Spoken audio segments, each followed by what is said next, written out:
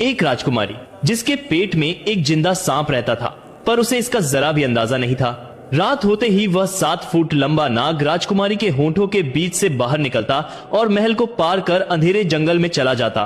फिर सूरज उगने से पहले वापस चुपके से उसके शरीर में समा जाता। राजकुमारी बेहोश सी रहती, अजीब हरकतें करती और पूरा राजमहल इस रहस्यमयी बीमारी से परेशान था। पर किसी को भी शक नहीं था कि राजकुमारी के भीतर एक दानवीय नाग ने डेरा डाल रखा है।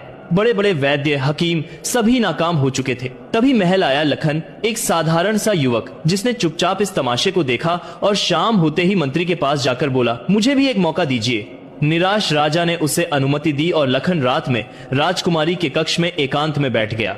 जैसे ही घड़ी ने रात के 12 बजाए, लखन की आंखें फटी की फटी रह गईं। अचेत पड़ी चंद्रकला के मुंह से वो भयानक नाग बाहर निकल आया। वह दीवारों की छाया चीरता जंगल में गायब हो गया और रात के अंतिम पहर लौटकर फिर से उसके अंदर समा गया।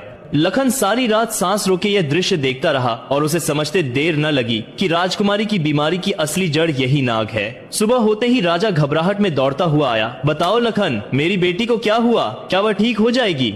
लखन शांत स्वर में बोला, महाराज, मैंने सच जान लिया है। ईश्वर ने चाहा तो राजकुमारी अवश्य ठीक होगी, लेकिन मुझे एक रात और चाहिए। बस एक तलवार और मिट्टी से भरी हुई एक बड़ी बाल्टी का प्रबंध करवा दीजिए। राजा ने तुरंत आदेश दिया और अब पूरा महल केवल एक ही इंतजार कर रहा था, रात का वह घड़ी जब राजकुमारी की किस्मत तय होनी थी।